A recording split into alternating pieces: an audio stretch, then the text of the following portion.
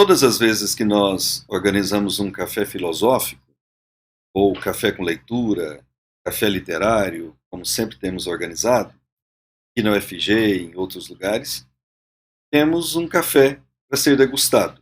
Uma xícara de café quente é muito bom. No entanto, esse é um luxo ao qual não podemos nos dar no período de pandemia, não é isso? Daí é que nós tivemos essa ideia de criar um ciclo de colóquios virtuais com o nome de Cafés Filosóficos na Web. Eu espero que vocês gostem dessa ideia. E hoje nós vamos começar esse ciclo, que vai até janeiro. O de hoje é sobre Matthew Lipman e a filosofia para crianças e adolescentes. No próximo mês nós vamos falar sobre John Dewey e Anísio Teixeira, democracia e educação.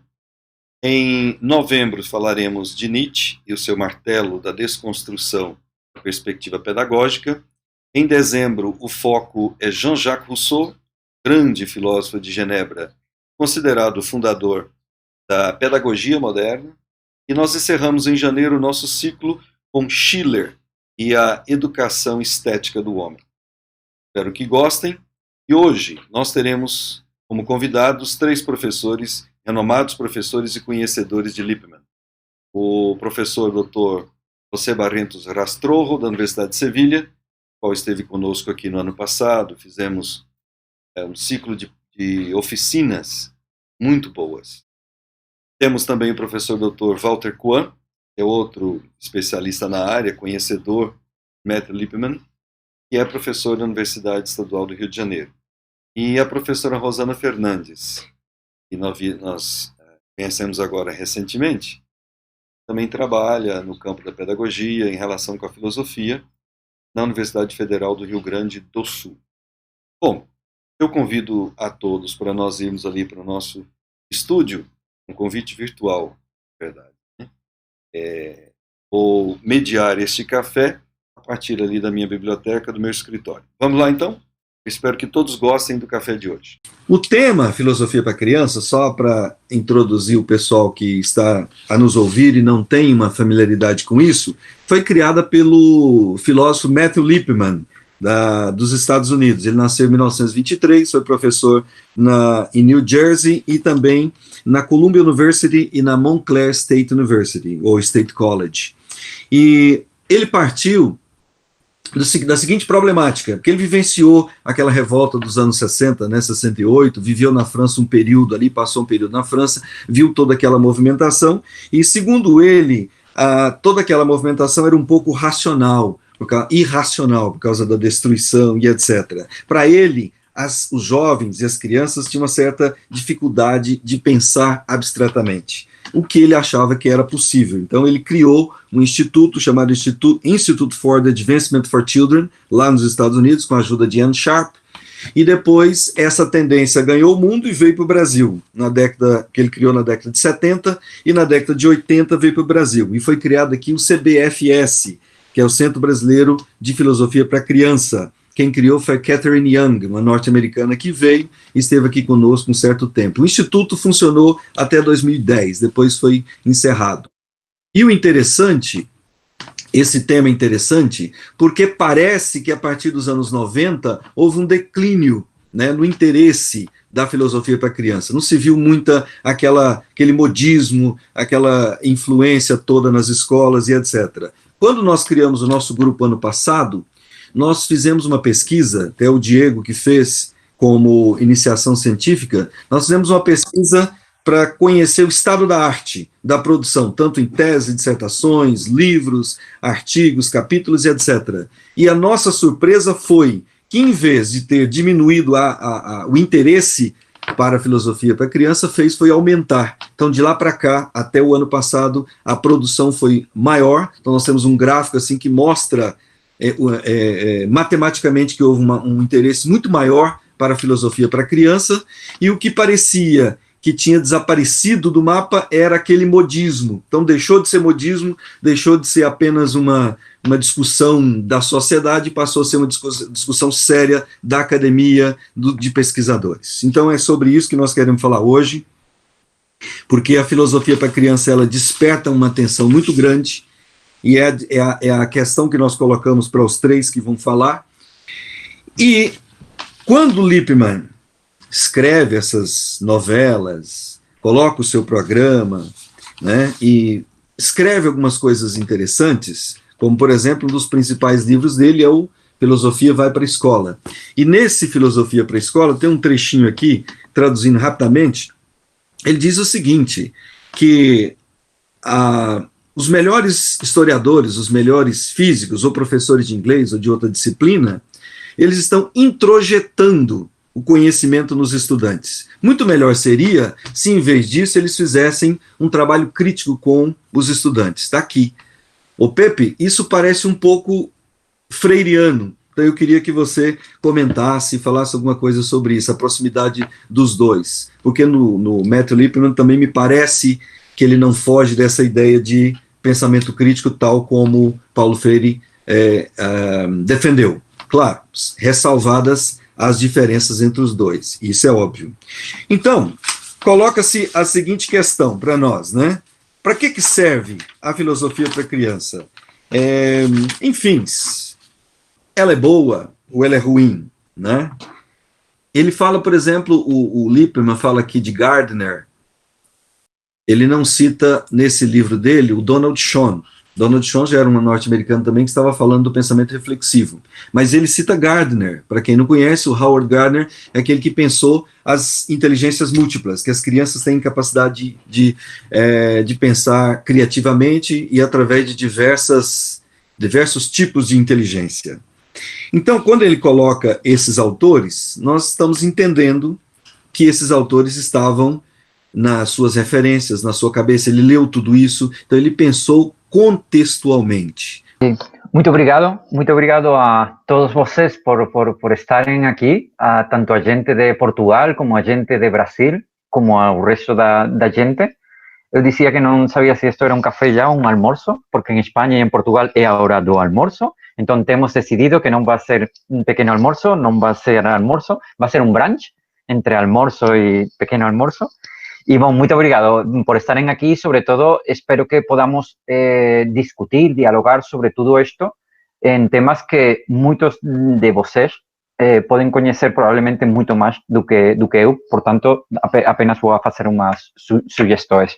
Y también muy obrigado a Wilson pelo convite, por estar aquí, ter a oportunidad não apenas de falar com vocês, com toda a gente que estou a conhecer e que está por aqui por o chat, e a gente que não conheço, sino também com Walter Cohen, que é uma referência dentro do mundo da filosofia para crianças, Rosana e, por supuesto, Wilson, un agradecimiento especial.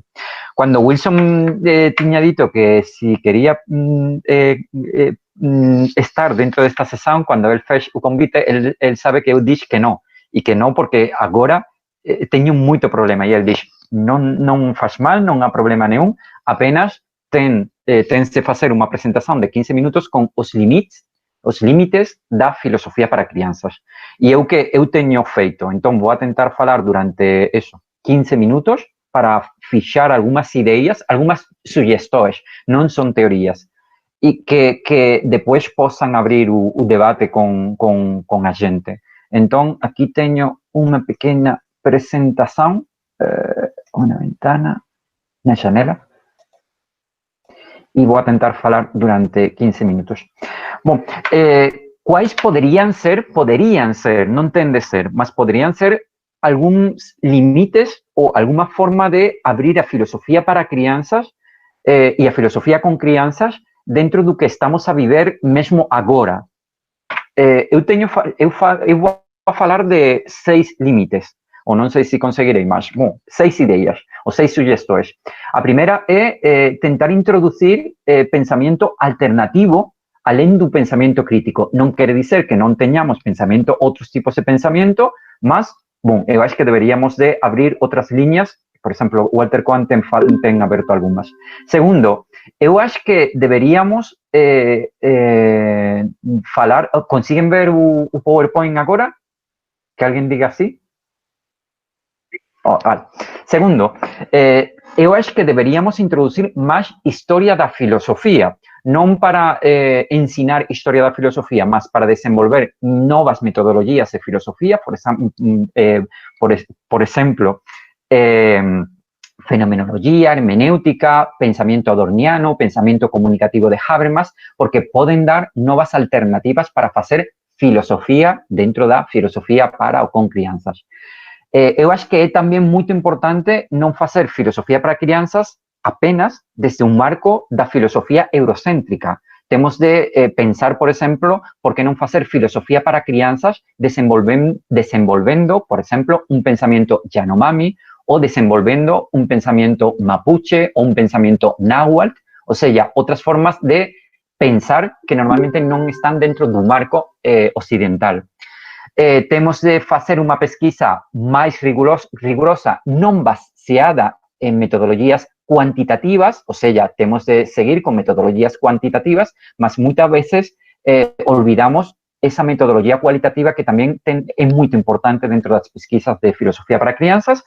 Temos de desenvolver máis oficinas en contextos vulneráveis e arriscados, con persoas en risco de exclusión social, e ensinar máis filosofía, sobre todo a xente que non ten tido a oportunidade de estudar a carreira de filosofía e que pode ser interesante que, por exemplo, coñezan a diferencia, non sei, de unha razón crítica frente a unha razón instrumental.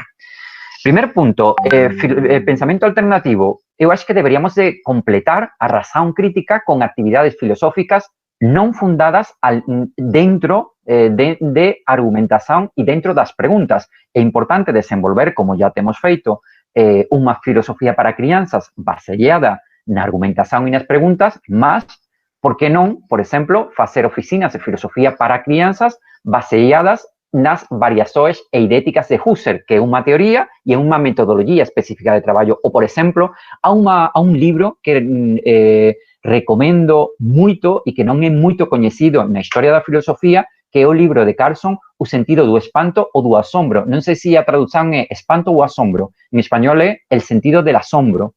E ali, Rachel Carson, unha especialista en filosofía da tecnología, desenvolve como treinar a crianzas esa capacidade de asombro. Ela fez con o seu sobrinho e é moito importante, é moito interesante. Ou, por exemplo, como a filosofía mapuche, unha comunidade indígena de Chile e Argentina, ten desenvolvido unha forma diferente de pensar. Ou tamén podemos pensar como facer oficinas con unha razón poética, isto a falar de unha filósofa española, María Zambrano desenvolveu a razón poética, mas dentro da filosofía náhuatl tamén é desenvolvida esta razón poética, por exemplo, a través de Nezahualcóyotl.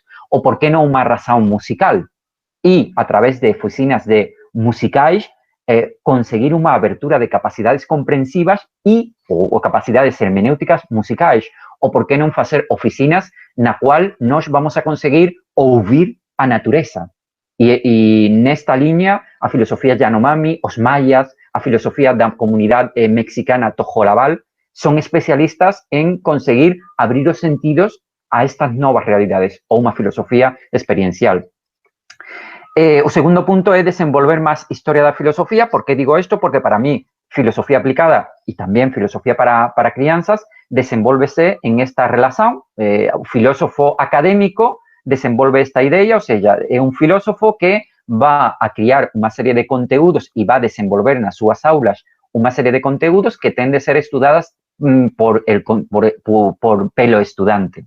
Mas o filósofo aplicado ou o filósofo que está a traballar con crianzas non va a desenvolver conteúdos, mas va a ensinar ou facilitar o acto filosófico, va a ayudar ao estudante a que él mellore as súas metodologías filosóficas. Para que? Para que este estudante, para que este consultante desenvolva os seus conteúdos con novas metodologías. E o que o filósofo aplicado ou o filósofo para crianzas va a ayudar a estas persoas é a aprender estas novas metodologías filosóficas que poden ser argumentación, poden ser moitas que já coñecemos, ou poden ser metodologías fenomenológicas baseadas en Husserl, fenomenologías baseadas no corpo, por exemplo, como podemos entender de seu corpo, como Merleau-Ponty está a traballar, metodologías simbólicas, como podemos llegar a entender y expor desde o simbólico, metodologías poéticas, ou, por exemplo, metodologías estoicas.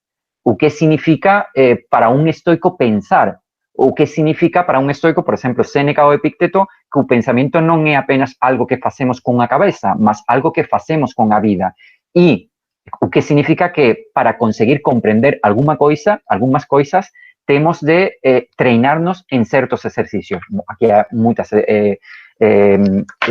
metodologías. Inclusive, se vocês van, por exemplo, a outra obra que non é moito coñecida, que é unha obra de Theodor Adorno, Educación para a Emancipación, o mismo Theodor Adorno desenvolve algunhas técnicas de pensamento crítico e normalmente non ten sido moito traballadas dentro da filosofía, embora no Journal de Walter Cohen há un artigo sobre Adorno e filosofía para crianzas, mas non fala de isto. Ou, por exemplo, podemos falar de Radio Benjamin, unha obra de Walter Benjamin, na cual há un conjunto de guioes, un conjunto de textos, que son os textos que Walter Benjamin explicaba nas radios nos anos 20 e eran textos para desenvolver o pensamento crítico en crianzas. E iso está dentro da propia historia da filosofía. Ou inclusive podemos falar de oficinas de pensamento crítico baseado en Rorty, e Rorty traballou o desenvolvimento do diálogo, o desenvolvimento do diálogo crítico. Bom, este é un exemplo de oficina, non vou a desenvolver, mas para que vean que non é apenas unha desiderata, unha posibilidade, sino que é algo que nós, ao menos nós, estamos aquí a facer directamente desde España. Aquí há outra oficina de Rorty. Bom. Tercer punto, pensamento indígena, introducción de metodologías filosóficas dentro das oficinas. E eu estou a falar de metodologías mapuches, metodologías yanomamis, metodologías tojolabales, metodologías náhuatls, e podemos traballar, aquí há un exemplo dunha oficina baseada en filosofía tojolabal. Por que esta oficina? Porque os tojolabales normalmente traballan con unha idea no individualista, eles non traballan con a idea do eu, que é unha idea moito occidental, sino que para eles o importante é o nós, o nosotros. Entón, para traballar o nós, temos de criar unha comunidade e cando a comunidade ten un problema, há unha serie de fases, unha serie de etapas e a partir desas etapas eles consiguen resolver e analizar, non sempre resolver, mas ao menos analizar ese problema con unha metodología específica. E iso fica dentro da propia filosofía tojolabal e, bom, eu desenvolví unha oficina dentro desa idea, non é a miña oficina, sería a oficina da filosofía tojolabal, mas normalmente eles non coñecen a filosofía ou filosofía con crianzas. Bom, esta sería un bocadín a filosofía. Outro punto sería desenvolver pesquisas rigurosas. Este é o primer punto. Há moita pesquisa moito rigurosa en filosofía para crianzas, mas tamén eu teño lido moita pesquisa pouco rigurosa dentro da filosofía para crianzas, pesquisas empíricas pouco rigurosas. Por qué? Porque en moitas ocasións eles non traballan con grupos de control, apenas traballan con un único grupo, non traballan con test validados, non saben como recrutar as crianzas, non ten protocolos claros, non utilizan test válidos, sino que os test son preguntas que o pesquisador pensa, cría, mas eses test non están validados, ou non há un sistema de double blind, de doble cego. Entón, dentro das metodologías empíricas, algunhas son moito boas, mas outras metodologías empíricas non son boas porque non son rigurosas. E eu acho que sería tamén importante ayudar a xente que entenda quais son as bases serias, rigurosas destas metodologías. E depois temos un segundo punto, que son as metodologías cualitativas.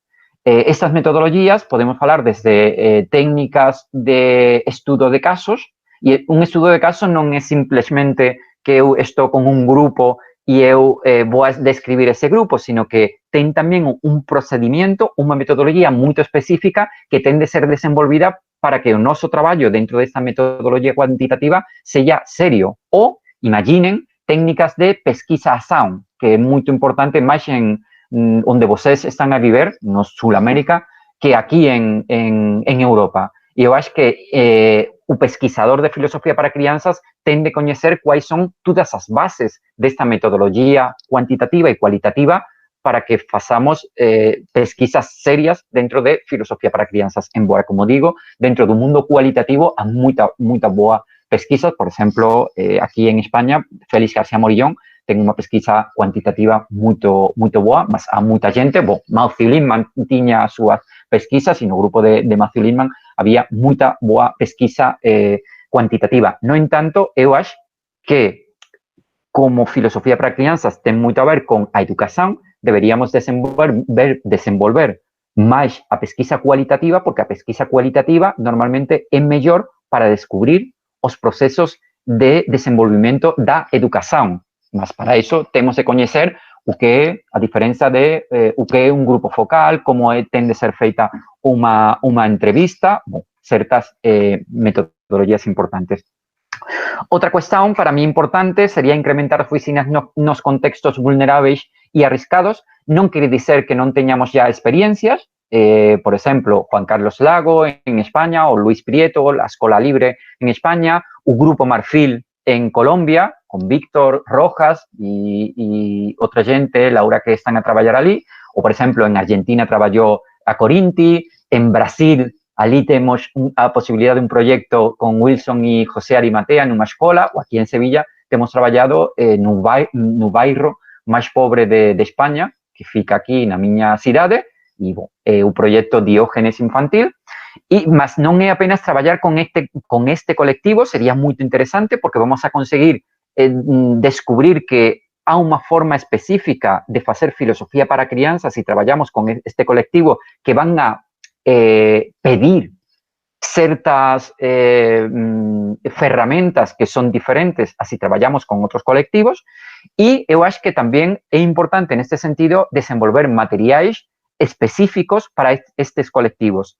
Eu supoño que moitos de vocês coñecen a novela Hannah de Sharp, que está a traballar dentro destes colectivos, mas tamén deberíamos de tentar criar máis materiais para traballar con a realidade negra dos Estados Unidos ou de Brasil, ou con a realidade narcotraficante en México, ou con as crianzas que estiveron na guerrilla, na guerra de Colombia. Eu acho que sería importante tamén desenvolver isto. E ya vou acabando. Outra cuestión, máis filosofía dentro da formación, sobre todo con os educadores.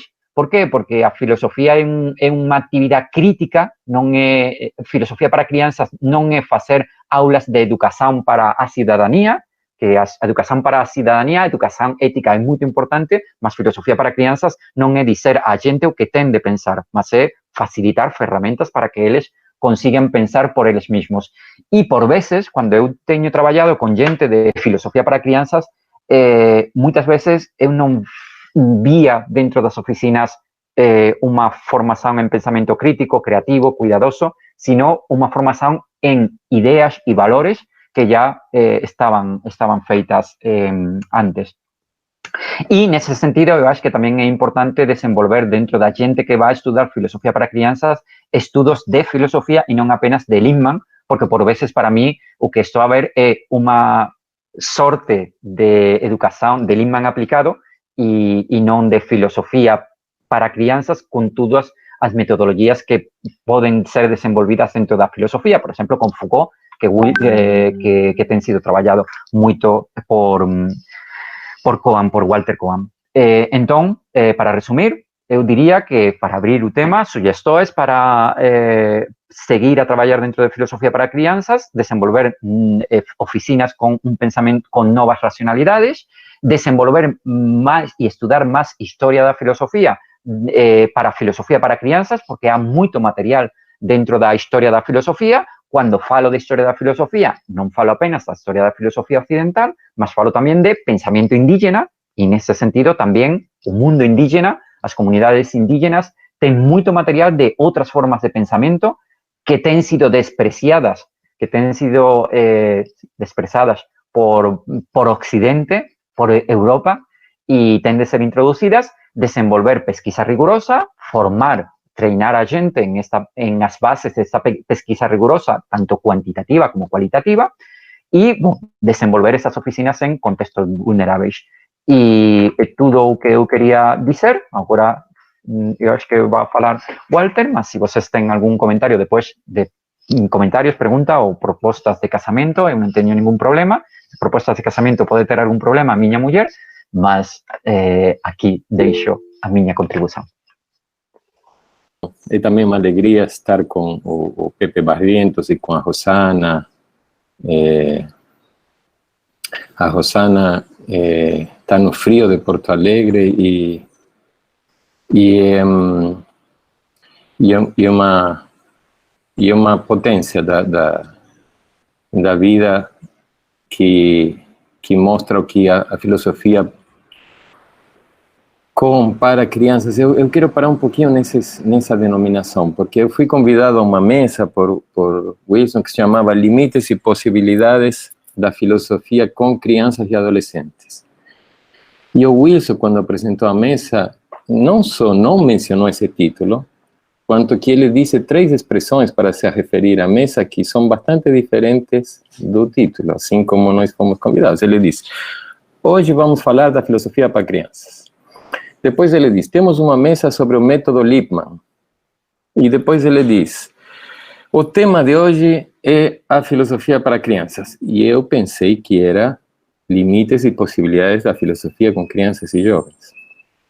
E claro, muitos de vocês podem estar pensando, mas tudo isso é a mesma coisa, mas qual é a diferença entre filosofia para crianças, com criança, método Lippmann, crianças e adolescentes, que adolescente estava no título, e eu fiquei pensando um pouco no título, se tinha alguma especificidade no convite, e percebo talvez agora pela apresentação de Wilson, que na verdade eu exagerei, não tinha essa intencionalidade de acrescentar adolescentes, mas sim eu quero reparar que há uma dimensão em que, é verdade, alguém poderia dizer, os nomes tanto faz, chamar uma coisa com um nome, com outro, mas em outro sentido, a gente está fazendo uma coisa que estamos dizendo que está dentro da filosofia, ou seja, estamos assim como tanto na apresentação do Wilson quanto na apresentação do Pepe,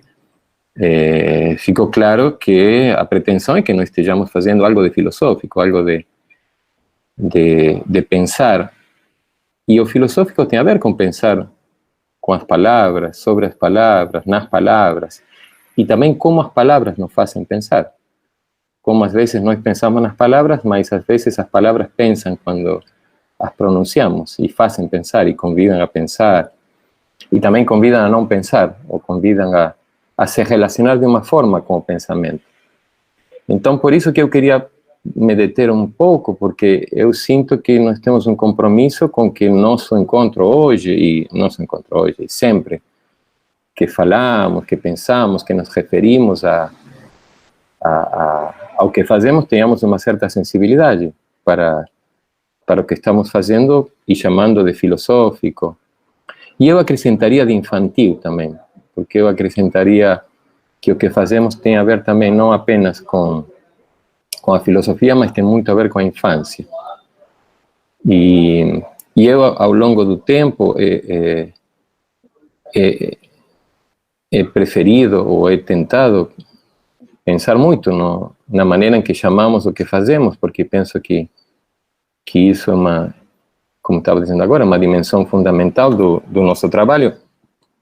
E aqui tem a autora de um livro, que estou vendo agora, que eu devo mencionar, que a autora se chama Magda Costa Carvalho, e o livro se chama Filosofia para Crianças ou a Impossibilidade de lhe chamar outras coisas.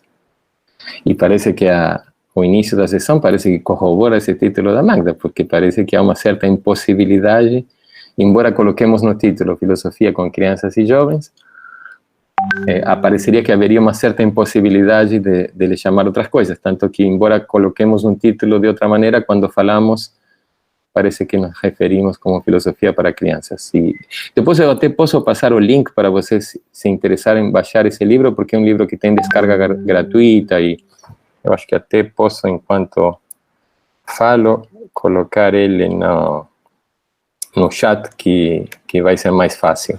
Que, aliás, aproveito para fazer uma pequena divulgação, que é um site do Núcleo de Estudos de Filosofias de Infâncias da Universidade do Estado do Rio de Janeiro, onde eu trabalho, que somos um coletivo que há 20 anos estamos pensando estas questões da filosofia de infância e da filosofia como para entre crianças, e E aí temos várias coleções de livros, entre elas uma coleção de ensaios, onde se encontra esse livro da professora Magda Carvalho, Filosofia para Crianças ou a Impossibilidade de lhe chamar outras coisas, que é um livro provocador e interessante, e que essa primeira intervenção do Wilson e do Pepe me fizeram lembrar, porque parece que efetivamente haveria uma certa impossibilidade ou dificuldade de lhe chamar outras coisas. E eu estava dizendo que eu penso que é importante parar para pensar nos nomes, nas palavras, e porque, de fato, a filosofia tem a ver com isso, tem a ver com pensar como pensamos, pensar como nos relacionamos com as palavras, pensar o que deixamos que as palavras digam ou possibilitamos que as palavras digam. Há uma coisa que me chamou a atenção na intervenção do Pepe, que eu não quero apenas me referir, mas foi muito provocativa e eu não quero deixar de dizer isso, que é interessante, porque na sua reivindicação do que ele chamou de pensamento indígena, uma filosofia para crianças, como ele chamou, ele colocou, por um lado, a história da filosofia, e por outro lado, ele colocou o pensamento indígena.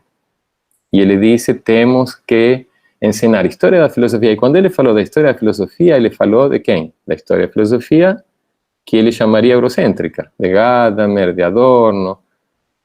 E depois ele diz, bom, temos a história da filosofia e teríamos que acrescentar pensamento indígena. Como se o pensamento indígena não fosse a história da filosofia e como se a história da filosofia não fosse pensamento. Mas é claro que depois o Pepe seguramente conversará sobre isso, poderemos conversar, porque a graça de tudo isso aqui é podermos conversar. Então, por isso também eu me detenho nessas palavras. Mas uma coisa que eu queria dizer muito sobre o título, e eu acho que eu vou só falar um pouquinho do título, e me desculpam, mas eu prefiro, porque estamos aqui num café, relaxados, para conversar, e eu acho que se trata, sobretudo, disso, de pensar juntos, de ouvir-nos. Eu penso que há palavras que dizem muito, que temos que pronunciar com certo cuidado, com certa delicadeza, como, por exemplo, a palavra filosofia, a palavra infância, a própria palavra método, que tem uma carga tão grande. E o Wilson também se referiu à relação entre Lippmann e Freire, que é algo que eu tenho estudado particularmente, porque tem muita gente que passou rapidamente por essa relação. Inclusive, algumas das pessoas que mencionou Pepe, como Freire é uma figura assim que ele tem um peso e um peso muito grande, às vezes ele ajuda e às vezes ele não ajuda o nome a pensar, porque as pessoas dizem Paulo Freire e parece que já não precisam dizer mais nada. E então muita gente, sobretudo aqui, seduzida, talvez por isso, tentou fazer uma conexão rápida entre Paulo Freire e Matthew Lipman, e a conexão não é tão rápida. A conexão precisa ser pensada com cuidado, e eu muitas vezes tenho dito que os que nos dedicamos à filosofia em infância, e sobretudo os que fazem, e assim chamam, filosofia para crianças aqui na América Latina, teriam muito a aprender se de verdade lessem com mais atenção e mais cuidado Paulo Freire. E que trazer um método, assim, quando se diz com um método como Lippmann, um método criado para outra realidade, para outro contexto, com outros pressupostos do que significa a filosofia, como Wilson colocou, com uma percepção da sociedade bastante conservadora, no sentido de que os movimentos revolucionários eram vistos como movimentos arriscados, como movimentos irracionais, chega a chamar Lippmann. Eu penso que quando nós nos inspiramos nesse pensamento, temos que ter bastante cuidado na hora de fazer transposições muito rápidas, ou muito automáticas, ou muito imediatas, ou instrumentais, como a palavra método sugere. E a mesma sugestão, por isso eu tento evitar, está na palavra filosofia para crianças, na expressão. Depois a própria Magda, que temos o privilégio de ter aqui, poderá também intervir e mostrar por que ela gosta de defender essa expressão. Mas a filosofia para crianças é uma expressão, ao meu ver, bastante inconveniente, bastante incômoda, bastante pouco interessante, primeiro porque estabelece uma relação de exterioridade entre a filosofia e a infância, porque estabelece uma relação como se a filosofia fosse alguma coisa do exterior E alguém, que seria quem aplica o método, levaria para as crianças, como se haveria alguma coisa que levar que não está com as crianças e nós precisaríamos aproximar. E também porque faz da filosofia algo fixo, algo singular, porque a filosofia é sempre uma coisa plural, como ficou evidente da própria intervenção do Pepe. Na verdade, deveríamos falar de filosofias muito mais do que de filosofia, e inclusive a ideia própria não é de pensamento alternativo que o Pepe trouxe. Eu acho que abonaria essa ideia, e também porque se trata mais de um verbo, mais de uma atividade propriamente do que alguma coisa para levar. E finalmente porque a palavra criança também é uma palavra, embora interessante, bonita, porque ela tem a criação dentro e tem a mesma etimologia do criar.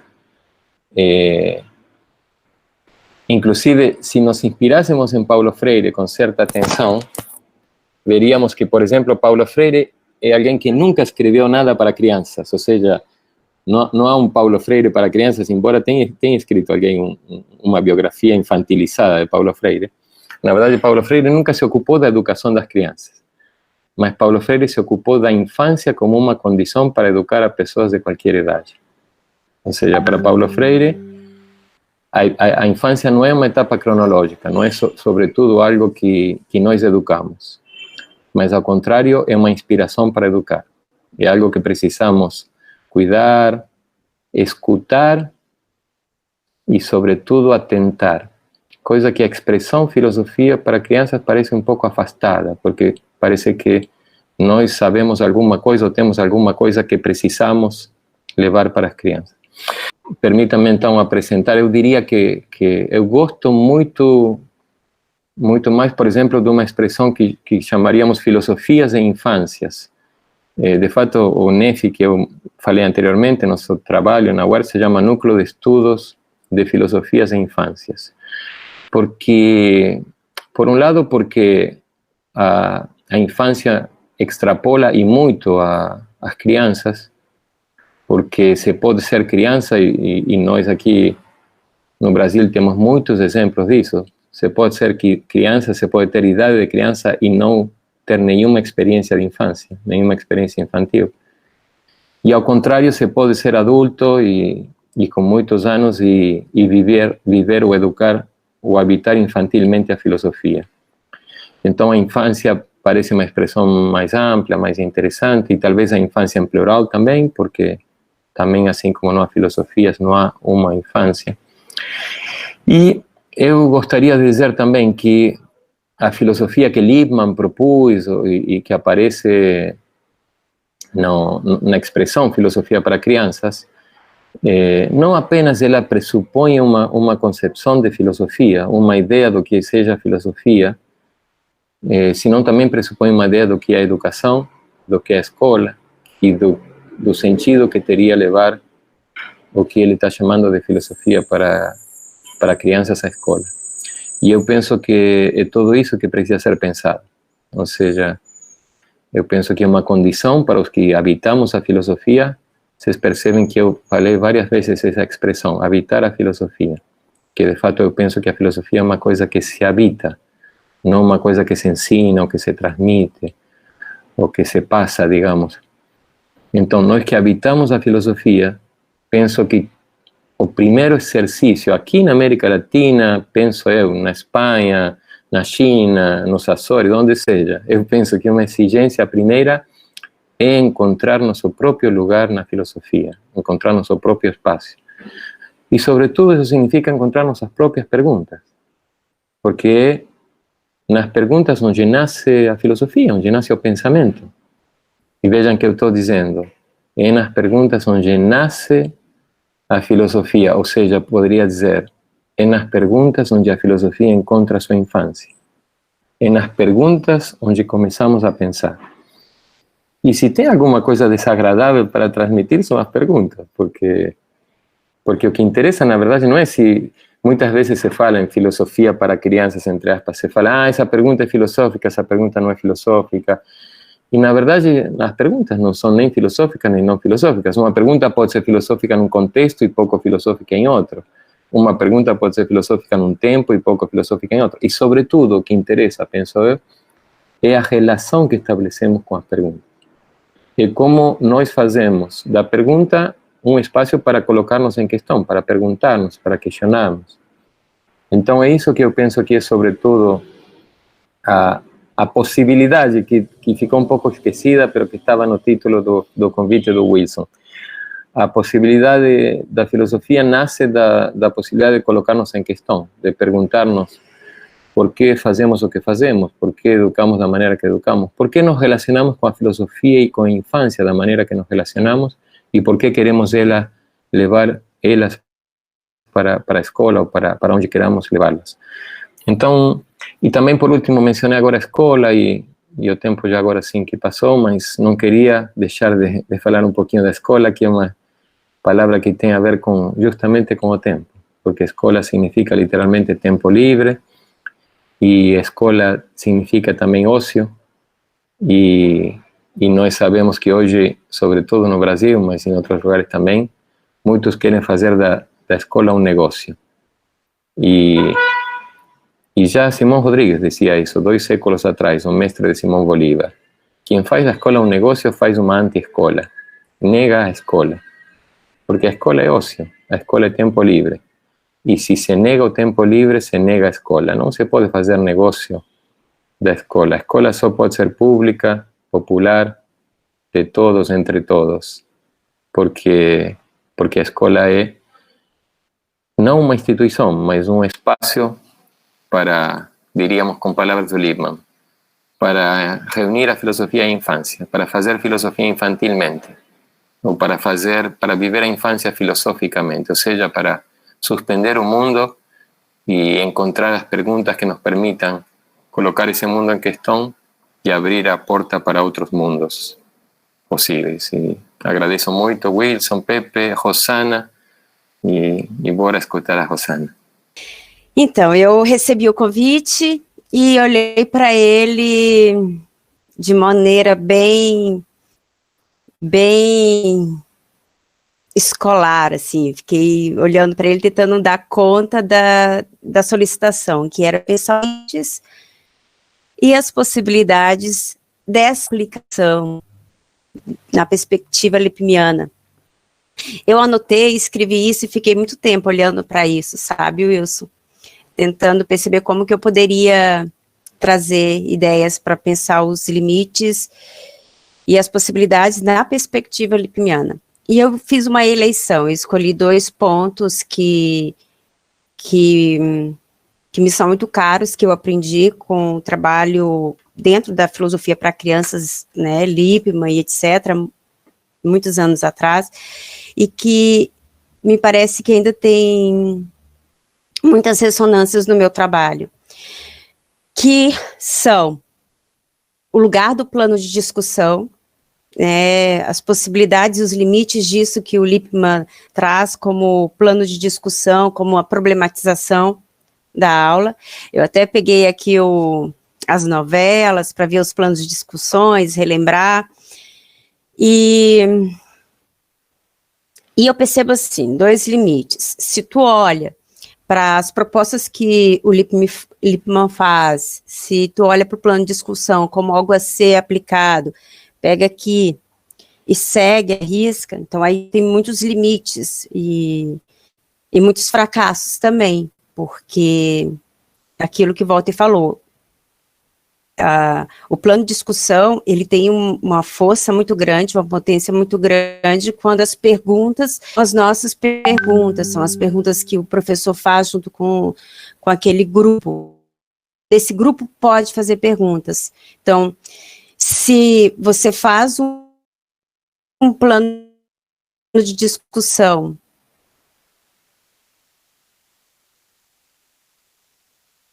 e leva para a sala de aula, isso tem muitas chances de não dar certo. Muitas lembranças de momentos em que a gente fez planos de discussões e que deram muito certo. E sempre foram junto com alguns estudantes, e isso foi se formulando. Eu lembro do momento em que alguns alunos falaram, eu posso fazer o planejamento da próxima aula junto com vocês, e a gente começou a inserir aquela prática de convidar, de perceber quem é que queria participar do momento do planejamento, que era muito o plano de discussão, que era muita organização disso. Então, se as perguntas são as perguntas daquele grupo, e aí eu lembrei de uma situação em especial, quando, num projeto de extensão que eu organizo aqui na URGS, na Universidade Federal do Rio Grande do Sul, eu tenho o professor Maximiliano Duran, e os alunos, naquele momento a gente organizou que os alunos iriam escolher o lugar de Porto Alegre que eles iriam levar os convidados para poder, naquele lugar, ter um momento de filosofia, de filosofar. E com o Maximiliano Duran, esse grupo quis levá-lo ao Morro do Osso, aqui em Porto Alegre, que tem uma entrada oficial, mas que, claro, tem a entrada da vila, a entrada de onde as pessoas, né, ali moram, e a gente fez esse percurso, fui no Morro do Osso por esse caminho, e lá em cima, que tem uma vista linda de Porto Alegre, o que aquele grupo de pré-adolescentes, de jovens, enfim, 13 anos, 14 anos queria, era conversar sobre o amor e a amizade. Então, as perguntas deles são as perguntas que eles estão vivendo, né? Por que ela não é minha amiga? Eu pensei que ela era minha amiga. O que é o amor? O que é o amor que se diferencia da amizade? Como é que eu sei que eu estou amando ou que é só meu amigo? Então, esse lugar do plano de discussão me parece que... E aí eu encontrei, eu reli aqui alguns textos do Lippmann, lembra? E aqui tem um trechinho do Lippmann, onde ele fala sobre o plano de discussão e os exercícios, e ele diz justamente isso, que fazer exercício pertence, né, pertencer a uma comunidade cujos membros se ensinam mutuamente a fazer tanto os exercícios como os planos de ensino. As duas coisas. Então, esse lugar do plano de ensino, eu percebo limites e possibilidades, potência. E o outro elemento que eu escolhi, que são as perguntas para aprofundar uma discussão filosófica, porque eu trabalhei muito com formação de professores aqui pelo interior do Rio Grande do Sul, e uma coisa que as pessoas pediam muito e gostavam muito por exemplo, daquele final do filme O Pensar na Educação esqueci o nome, SBFC, Brasileira de Filosofia para Crianças, enfim. E que a professora Isabel traz muitas frases, muitas possibilidades de condução, de perguntas para conduzir a discussão, né? Perguntas para aprofundar uma discussão filosófica. Aqui também tem alguns, né, como por exemplo, a gente tem alguma intimidade com isso, porque já vi em vários lugares, o que você quer dizer exatamente quando diz isso, o que você quer dizer com a palavra que está usando, você pode explicar de outra forma o que acabou de dizer? Bom, aí eu escolhi também pegar este ponto, né, o plano de discussão e essas perguntas para aprofundar a discussão, porque elas também podem ser mecânicas, se elas forem mecânicas não funcionam, só funciona qualquer pergunta se de fato estiver escutando o que as crianças e os jovens estão dizendo e conseguir fazer uma pergunta ali. Então, essas perguntas, elas não servem para nos dar pista, me parece, mas a pergunta que tu vai fazer mesmo e que vai funcionar só pode ser feita se essa escuta atenta, cuidadosa, sensível para acolher o que as crianças dizem. E aí eu escolhi trazer, o ano passado, em agosto do ano passado, nós íamos reunir em Brasília um grupo que teve filosofia com crianças no projeto Filosofia na Escola, em 2000. Então, são pessoas que tiveram aula de filosofia quando tinham 9 anos e que agora tem 30 anos. E era uma turma de 32 alunos que a gente conseguiu reunir 15, 16. E depois fizemos umas 3 perguntas para essas pessoas, e o que aparece em praticamente todas as respostas, o quanto que para eles, quando criança, modificou o fato deles terem um espaço em que eles eram escutados e podiam falar, e que a fala deles era investigada. Então, em todos, eu vou ler só 3 para vocês terem ideia das respostas dessas pessoas que hoje, com 30 anos, disseram.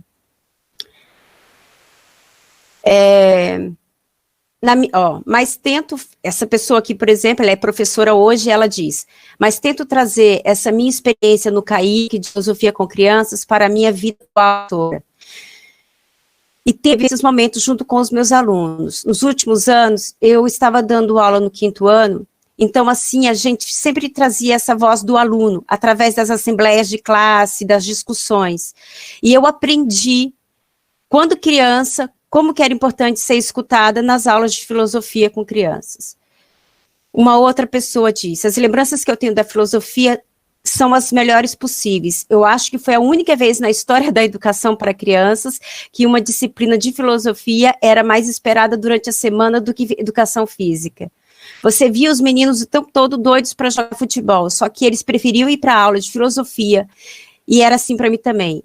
E muito se deve ao fato da gente poder expressar opinião naquela aula, sobre os assuntos que ninguém queria ouvir porque a gente era criança. E outro dizia assim, aquele primeiro contato me abriu um leque de pensamentos e perguntas. Na época eu não falava muito, e confesso que até me sentia meio abafada por outros alunos, mas eu percebia como era importante fazer as perguntas. Quando elas eram feitas, eu sentia uma explosão de pensamentos, mas só para poder dizer que todos eles relatam como sendo transformador da vida deles, eles terem tido um momento, quando crianças, em que podiam colocar as perguntas deles, falar que aquilo tinha gente interessado naquilo e que aquilo era investigado. Então, discussão e as perguntas para aprofundar uma discussão filosófica, eu considero 2 momentos super centrais na aula de filosofia e que tem esse lugar na formação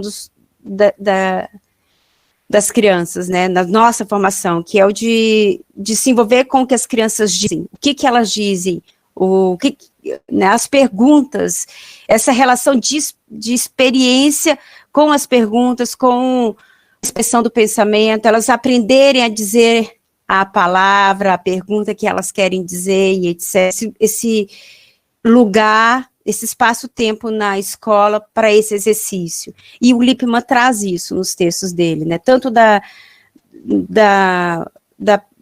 do plano de discussão quanto das perguntas. E aí, só um trecho do Lippmann para encerrar, que está aqui também no Pensar na Educação, que os professores podem fazer perguntas e os alunos responderem, sem que qualquer uma das partes sinta a menor dúvida ou perplexidade, e praticamente sem que nenhuma atividade verdadeira de pensar tenha ocorrido, pois o processo é mecânico e planejado. Por outro lado, existem momentos em que o questionamento começa por aquilo que foi encontrado, alguma ação, alguma discrepância, algo que põe em dúvida sua certeza, estimulando o nosso interesse e exigindo nossa reflexão e investigação. E na minha relação com a filosofia com crianças, muitos dos momentos em que surgiram aulas muito interessantes, que mexiam muito com os alunos e comigo, eram momentos em que não eram planejados. Era no recreio, era passeando no galpão de reciclagem com o Walter, um grupo que também, uma criança, um jovem, olha para o Walter e fala, Walter, tem pobreza no mundo inteiro? Assim, não estava esperado aquilo, não estava planejado, mas eu percebo muita potência nesses momentos que não são planejados e que surgem muitas questões valiosas e que só precisa que a gente tenha essa escuta das crianças a partir das perguntas delas. Tá, então eu vou ler o poema do Mário Quintana para encerrar, ok? Todo poema é uma aproximação. A sua incompletude é o que o aproxima da inquietação do leitor. Este não quer que lhe provem coisa alguma. Está farto de soluções. Eu, por mim, lhe aumentaria as interrogações. Vocês já repararam no olhar de uma criança quando interroga? A vida, a irrequieta inteligência que ele tem? Pois bem, você lhe dá uma resposta instantânea, definitiva, única, e verá, pelos olhos dela, que baixou vários risquinhos na sua consideração. Se chama Aproximações e é do Mário Quintana. E uma das coisas que eu aprendi com o Walter, que eu levo para mim, é muito, muito forte essa relação com o que tu faz com as perguntas que as crianças te fazem. Tu pode responder, mas é o que há de menos interessante para se fazer. E é isso. Rosana, muito obrigado pela sua participação. Esse aporte que você traz, prático, aplicado aí na escola, é muito interessante para pensarmos essa relação filosofia e educação.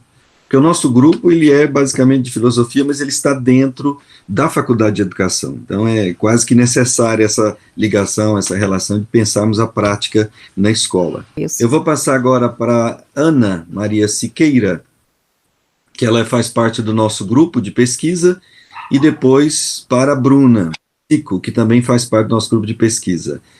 Como eles já estão, as duas estão participando desde o ano passado, né, a Bruna mais recente, mas a Ana já há um tempo maior. Elas têm feito leituras, né, ou seja, um estudo teórico muito bom. A Ana faz um trabalho muito bom com mitos com as crianças, na escola onde ela trabalha. Então eu vou passar para ela que ela possa fazer suas considerações e a problematização. Ana, é com você. Obrigada, professor Wilson. Primeiramente, eu gostaria de agradecer pela oportunidade de participar desse café filosófico, né, com nossos ídolos. Como eu trabalho em escola, não é, e convivo diretamente com a prática na escola, eu vou fazer uma pergunta bem direcionada, né, principalmente pensando o momento que nós estamos vivendo. Mas, então, assim, preparei uma questão, ao fazer filosofia com crianças, um dos principais limites é colocado pela institucionalização da prática filosófica. Nós temos visto aí a filosofia perdendo espaço na instituição escolar. A escola atualmente apresenta objetivos paradoxais, muitas vezes, aqueles considerados importantes para a filosofia. Neste sentido, é inegável que o programa de Lippmann foi pioneiro, e aqui em Goiás a gente faz a brincadeira de que é aquele que arranca os tocos, né? Porque ele é dirigido às instituições escolares. Então, ele abriu um espaço para filosofia dentro da escola. Mas eu quero levantar alguns questionamentos feitos pelo professor René José Trentin Silveira, que é professor da Faculdade de Educação na Unicamp, na obra que parece com o título da obra do Lippmann, né? A filosofia vai à escola, só que a obra do Trentin tem um ponto de interrogação. Será que vai, né, à escola? E ele se propõe a pensar filosoficamente sobre o programa de Lippmann. O Trentin coloca como pressuposto que a essência da filosofia é a dúvida, a pergunta e a incerteza. E a escola tem um caráter contraditório, ela atua ao mesmo tempo como instrumento de reprodução e também de transformação da sociedade. E coloca que Lippmann partiu para elaborar seu programa de duas motivações. A primeira motivação, que ele, lecionando para graduandos, constatou que eles tinham dificuldade de leitura e compreensão de textos filosóficos. E que a origem dessa dificuldade estava nos métodos escolares utilizados com crianças e jovens. Então, Lippmann partiu de que os jovens não conseguiam pensar racionalmente, e então ele partiu desse pressuposto. E ele tinha também uma segunda motivação, que é de natureza político-social, que está ligada à sua apreensão quanto ao comportamento rebelde da juventude, sobretudo a revolta estudantil, no final da década de 60, que o professor Walter, inclusive, citou na sua fala. Para Lippmann, em maio de 68, ficou claro que os jovens não haviam dominado o método de investigação para transformar o mundo, pois usando meios irracionais, chegariam a fins irracionais. Portanto, comportar-se racionalmente para Lippmann, ao que parece, é comportar-se de forma socialmente aceitável, portanto, conservadora. Dessa forma, a dimensão pedagógica em Lippmann parece estar subordinada à dimensão política. Era preciso que a escola priorizasse um certo tipo de racionalidade a fim de evitar que os jovens de hoje repitam o comportamento rebelde e irracional dos seus colegas de 68. Parece que o Trentin acusa o Lippmann de uma certa McDonaldização do ensino de filosofia. Então, a minha pergunta para vocês, e eu deixo aberto para quem quiser responder, é sobre essa função transformadora da escola, né? E parece que nesses tempos de pandemia, com o ensino remoto que está acontecendo, ao que parece, métodos tecnicistas de ensino têm prevalecido, que têm como pressuposto a neutralidade científica, são inspirados nos princípios de racionalidade, eficiência, produtividade, né? Eu tenho visto tarefas muito mecânicas mesmo sendo oferecidas para as crianças. E essa organização racional dos meios tem prioridade tanto sobre o aluno quanto sobre o professor.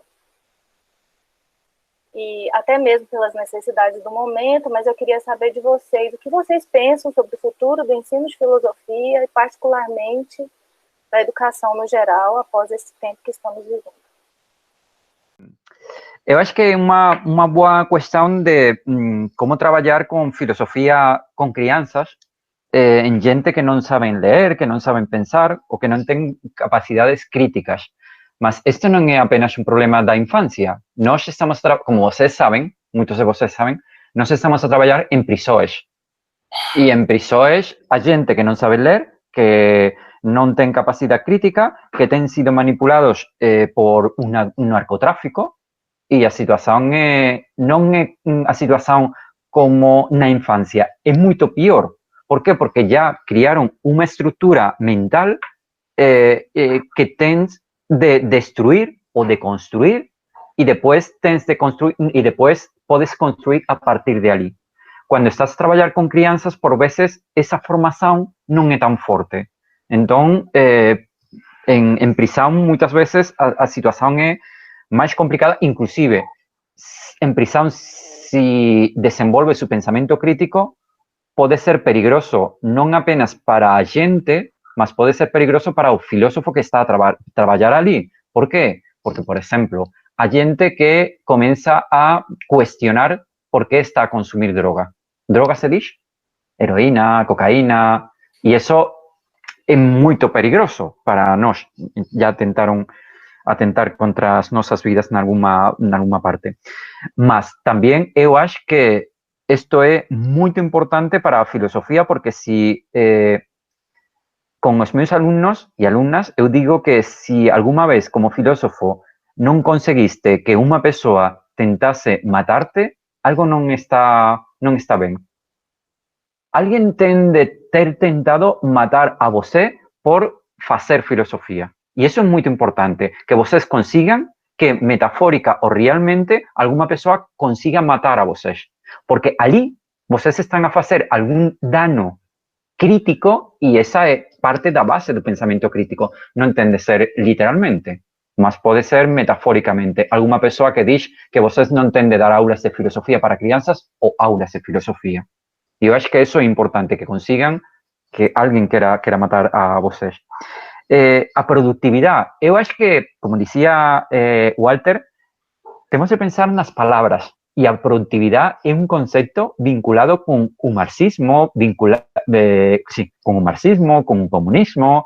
É uma coisa que para a filosofia da esquerda é muito má, mas eu acho que deveríamos pensar se a produtividade é má ou se certa forma de produtividade pode ser má, porque também podemos ser produtivos criticamente.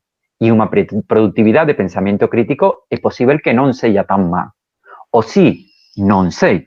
Ou uma produtividade da dúvida é realmente má? Então, bom, não sei. Outra coisa que estão a dizer muitos de vocês, o princípio da filosofia é a pergunta. Eu acho que deveríamos pensar o que significa a pergunta. Porque eu acho que o princípio da filosofia não é a pergunta oral, fazer uma pergunta. Para mí, o princípio da filosofia é o assombro, o espanto. Pues para mí, a filosofía para crianças y a filosofía en geral, dante esta pregunta falada a una pregunta, si quiserem, una pregunta ontológica y este espanto, que vocês miran ao seu y no consiguen articular una pregunta, mas alguna cosa como una pregunta ontológica. Si eso es una pregunta, para mí, ese sí sería a origen da filosofía. Mas non a pregunta oral, alguma coisa antes desa articulación da propia pregunta. E pode ser o futuro da filosofía para crianças? Eu acho que o futuro, a filosofía por internet é a filosofía que estamos a facer normalmente. A cuestión é posible facer unha experiencia filosófica, é posible facer unha experiencia dentro de internet? Non unha experiencia filosófica, sino unha experiencia, con todo o que eso significa, e en educación ten sido traballado a experiencia. É posible ou non é posible? É posible, como estaba a falar antes Ana María, é posible transformar unha experiencia, ten unha parte de transformación, unha parte de viaxe. Walter ten un libro sobre a viagen y parte da experiencia. Ten unha parte de viagen. É posible que dentro de un café filosófico, dentro de unha oficina con crianzas, é posible facer unha experiencia? Ten a experiencia a ver con un medio ou non ten a ver? Porque a pregunta é se fora de internet podemos ter experiencias filosóficas con crianzas. Non sei. Eu acho que deberíamos ir por aí. Non é unha cuestión de se internet é un limite ou non é un limite filosófico, sino se é un limite ou non é un limite experiencial. E eu acho que há moita gente que ten, como se diz, namorado por internet. E se o amor va pelo canal de internet, non há tamén un amor filosófico? Non sei. Eu acho que non respondo moito porque non quero responder moito, porque prefiro facer preguntas, embora já teño feito algunha resposta. Tinder filosófico, diz Joana. Bom, Tinder filosófico. Está acontecendo aqui? O que pode acontecer aqui? O que as pessoas... Algumas apagaram as câmaras. Eu me atrevo, embora não seja coordenador da sessão, a convidar as pessoas a mostrarem seus rostos, porque é bem mais interessante quando falamos e pelo menos vemos, já que não podemos tocar ou sentir mais corpo a corpo, pelo menos ter uma imagem dos gestos, das caras, dos sorrisos, das surpresas, das tristezas quando dizemos alguma coisa. Então, seria interessante pensar depois, em algum momento, o que está acontecendo conosco, se isso aqui é uma experiência ou não, como perguntava Pepe, se é possível ter uma experiência de fato remota, virtual, sem o contato dos corpos, sem o abraço. E Ana, muito obrigado pela pergunta, porque nos permite também pensar. O René Silveira, eu conheci muito bem esse livro, que foi sua tese de doutorado, que eu acompanhei quando ele estava na Unicamp. Inclusive, eu vou passar um outro link agora da revista Childhood, que mencionou o Pepe e também o Wilson no início, que é uma revista onde tem um artigo, de fato, do Wilson com o Diego, um número que está presente, e tem vários dossiês sobre filosofia para crianças, e um deles, eu acho que é em 2011, 2010, que tem um artigo do René, depois da sua tese, daquele livro, que por isso que eu estou sugerindo aqui, procurem aí que vai encontrar vários antecedentes. E René, René é um discípulo de Saviani, que, digamos, é uma perspectiva gramsciana da educação. Então, ele, naturalmente, na sua tese, ele fez uma crítica, que é uma crítica teórica a Lippmann, porque René nunca entrou em uma escola, nunca viu uma prática de filosofia com crianças. Ele pegou os documentos do Centro Brasileiro de Filosofia para Crianças, os livros de Lippmann, e foi isso que ele criticou.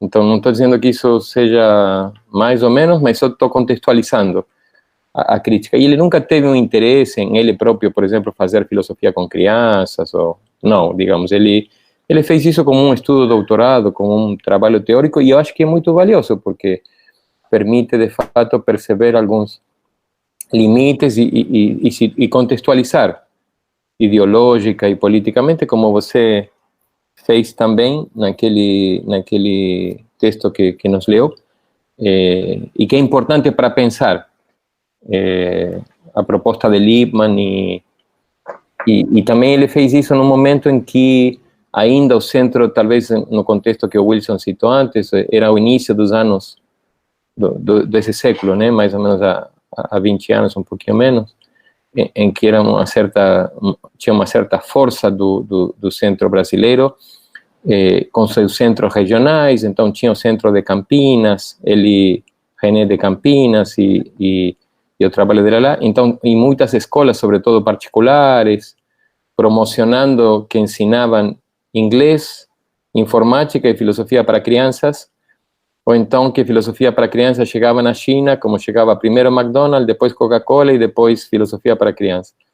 Então, essa imagem da McDonaldização não é tão abstrata, é bastante concreta, porque eu, inclusive, me lembro naquela época, uma vez participei de um grupo com David Kennedy e outros colegas que fomos fazer umas formações na China, em Xangai e Kunming. Acho que era o ano 2000 também, era aquela mesma época. E nas formações a gente ia no caso de Xangai, era o Instituto de Filosofia de Xangai. Mas a conexão entre filosofia para crianças, a Coca-Cola e o McDonald's, eu ouvi na China. E McDonald's e filosofia para crianças eram sinônimos de democracia e de liberdade. E filosofia para crianças era sinônimo de democracia e de liberdade. Então, não é tão pouco interessante a conexão, embora nos faça rir e tenha um lado assim meio como simpático, é uma questão que, de fato, deveríamos pensar mais profundamente, porque tem todo a ver também com uma geopolítica, e aqui no Brasil também, com uma relação com o fora, com uma espécie de chauvinismo, com os programas ou as receitas que de hora em hora vão vir e salvar a educação brasileira. Então, ou então agora, não sei, a Finlândia, a Coreia. Lippmann, num momento, foi isso. Lippmann era um método que ia democratizar aqui no Brasil, e esse era o discurso do Centro Brasileiro de Filosofia para Crianças, que ia democratizar as crianças, que ia ajudar a democratizar a sociedade. Então, e também estava associado a uma ideia de democracia e de liberdade, que no fundo são conservadoras, como você mesma leu, porque é uma ideia, embora Lippmann ele tinha suas críticas ao sistema democrático representativo norte-americano, e certamente teria muitas hoje com Trump e tudo aquilo que está acontecendo, no fundo ele confiava naquele sistema. Para ele a democracia era também aquele sistema, não era só aquele sistema, mas é também aquele sistema. E então, quando ele internacionaliza o programa, e quando a filosofia para crianças se expande, também há uma certa pretensão de expansão desse sistema, que claro que McDonald's e Coca-Cola, enfim, apenas nos remetem a um lado mais comercial, mais econômico, mais financeiro, mas talvez até por isso filosofia para crianças, num sentido, deva ser olhado com mais cuidado ainda, porque justamente não coloca isso explicitamente, ou aparece assim com um discurso mais neutro, mais universal, mais a filosofia, a democracia, a autonomia, a liberdade. Então, acho que tudo isso é muito pertinente. Sobre o futuro, que uma pergunta assim, que vai ser de nós? Ou ontem estávamos num seminário com algumas pessoas daqui, organizado pelo Centro Cultural de Belém, Lisboa, e veio essa expressão, quando tudo isso passar. Quando tudo isso passar, que é uma expressão que leva a um futuro, que espera um futuro, que parece prometer um futuro. Eu penso que, assim, modestamente, que o tempo da filosofia é o presente. Eu penso que a filosofia é uma ferramenta interessante para pensar o presente. É claro que isso não significa que a gente não deva sonhar, imaginar, mas o que eu quero dizer é que nós ainda precisamos entender muito o presente, porque também os tempos que virão, em certo modo, dependerão muito de como nos relacionamos com o presente. E a pandemia está longe de ter passado, está muito longe, ao contrário, está nos seus inícios. E eu penso que todas essas formas que estamos agora como... Alguns, porque, por exemplo, aqui, repito, estão a Paula e a Magda, que, por exemplo, a Magda coordena um mestrado em filosofia para crianças na Universidade dos Açores, que trabalha em forma virtual há muitos anos, há pelo menos 5, 6 anos, ela poderá falar depois, mas eu quero dizer que isso que para nós é muito novo, por exemplo, para um mestrado em filosofia para crianças, olha, é o tema de nossa mesa.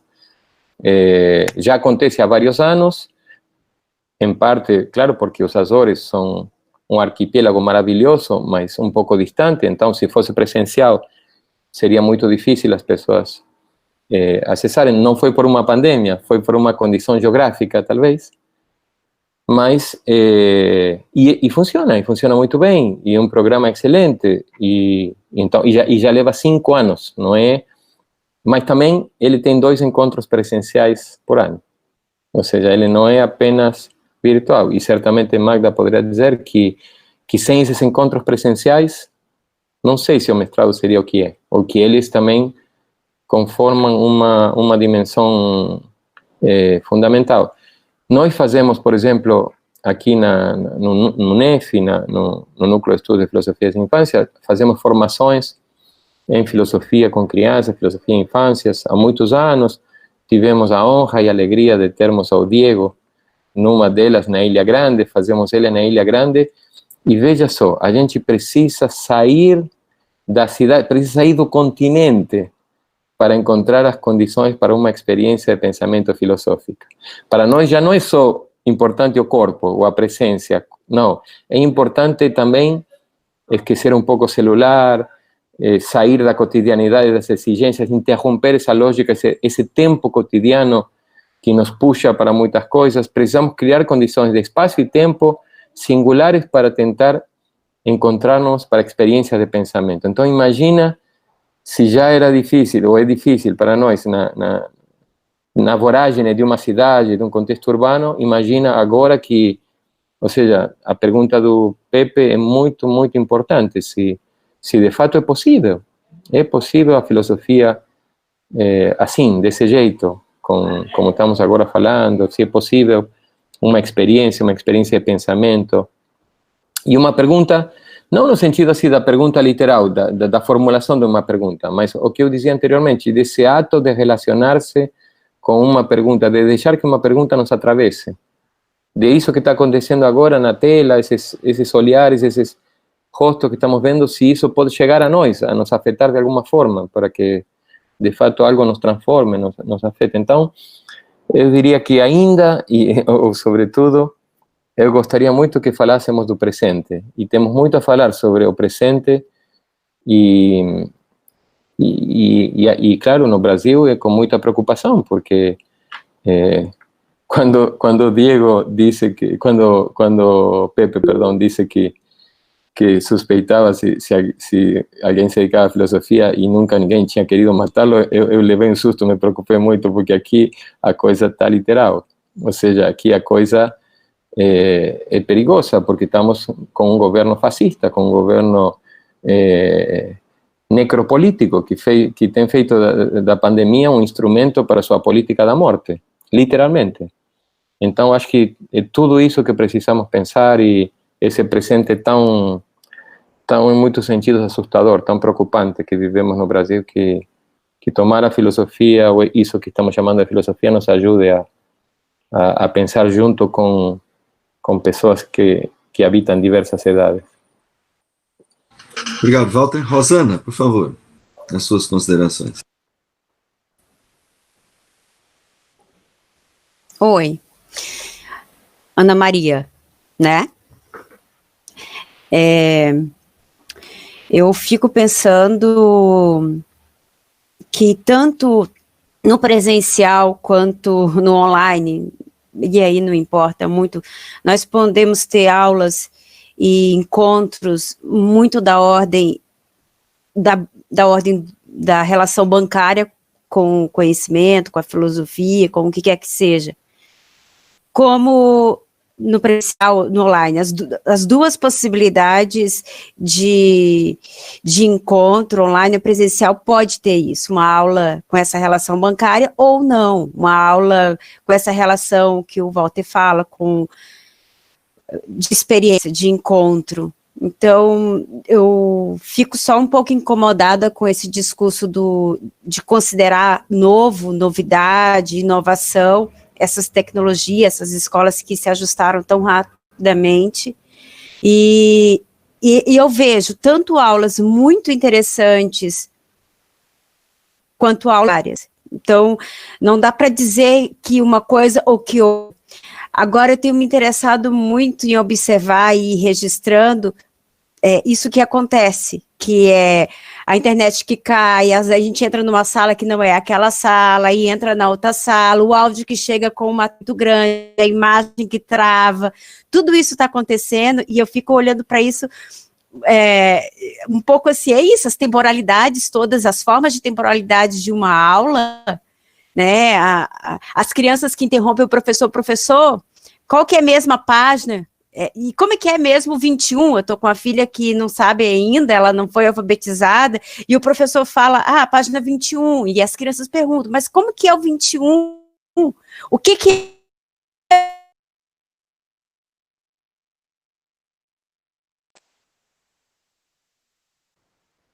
é o 21? E o professor, com aquela vontade de adiante, tem que parar para tentar explicar o que é o 21, como é que se escreve, como é que a criança localiza, de que vão justamente mostrando para o online que, bom, isso aqui, se é para existir, também tem isso, e é o 21, não, aí a criança para e pergunta, uma criança mostra o desenho lá, e aí as crianças não veem direito o desenho, e aí alguém fala, mas eu não vi direito o desenho, mostra de novo, e o professor está com pressa, não quer que a gente fique vendo os desenhos, mas ao mesmo tempo a tarefa era desenhar, então para que se desenha se não é para olhar?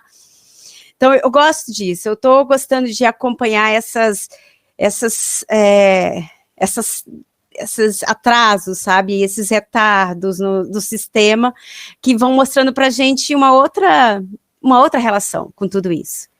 Então, eu, Ana Maria, acho que pode ter uma relação bancária, como tu colocou, tanto no online como no presencial, como a gente pode ter coisas muito interessantes, como essa que a gente está tendo aqui agora, tanto no online quanto no presencial.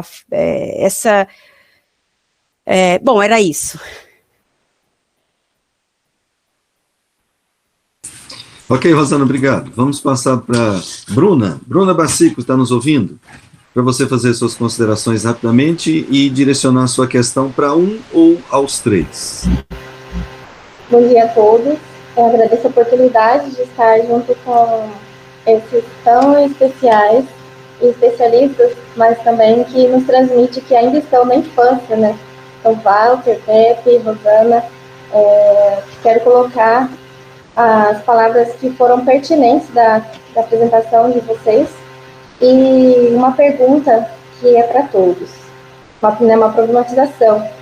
Eu percebo que o falar, né, o espanto filosófico na proposta do Pepe, quando apresentou para nós, de questionar os métodos, que muito se falam em filosofia para as crianças, e entender essa compreensão, como o Walter colocou, e levar o que para as crianças?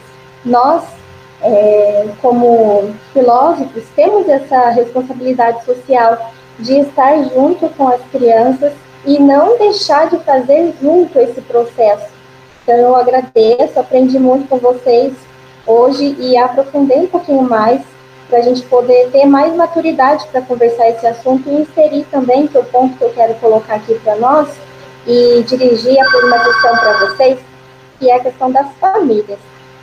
A responsabilidade do pensar filosófico já na família. E aí, por isso, pontuar a palavra-chave do ensinar a pensar junto, que aí vai de encontro com o que o Pepe e o Walter disseram para nós. A palavra, o pensar, a infância, a filosofia em sua essência do espanto filosófico. E aí é onde que a gente vai de encontro na nossa prática como educadores. E aí que a Rosana colocou para nós, dessa possibilidade de limite do plano de discussão. Em casa também, nós, como educadores da nossa própria família, somos os primeiros responsáveis a colocar as crianças em primeiro contato com aquilo que é o natural da criança, do filosofar. Então, a problematização que eu trago para nós conversarmos juntos é o que, de fato, a existência de um pensar crítico e criativo desde a infância, considerando tanto a criança, a família e nós, filósofos, repercute nesse processo todo ao convívio social, tanto delas, quanto criança, quanto nós também, já adultos, mas que tem essa infância dentro de nós. E que isso repercute, então vou repetir, né, a essência do que eu quero aprender com vocês hoje e fazer essa problematização é o que, de fato, a existência de um pensar crítico e criativo desde a infância repercute ao convívio social, tanto de alunos quanto de toda a comunidade educativa. O que vocês podem colocar para nós e pontuar nas experiências que vocês já tiveram, que é importante para o nosso contexto hoje, pensando a sociedade brasileira hoje, nessa situação que estamos vivendo. Bruno, essa questão é para os três, né? Então, isso. Ótimo. Então eu peço os três para serem bem rápidos, para que nós tenhamos um pouquinho de tempo para abrir depois para algumas perguntas no geral, ok?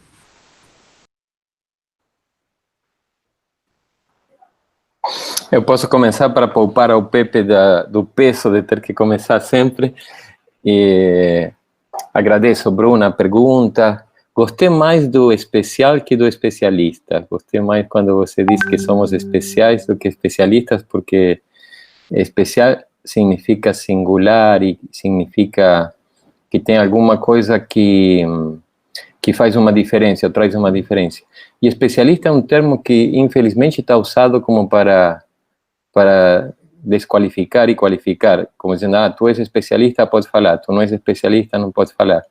E isso é muito feio, penso eu, na filosofia, ou seja, a filosofia não é uma especialidade, é algo especial, é algo para que habitemos todos e todas. E como o Pepe fez antes com uma pergunta, e como a Rosana disse agora, que é uma coisa bonita quando uma criança faz uma pergunta, às vezes não é respondê-la, mas talvez devolver outra pergunta.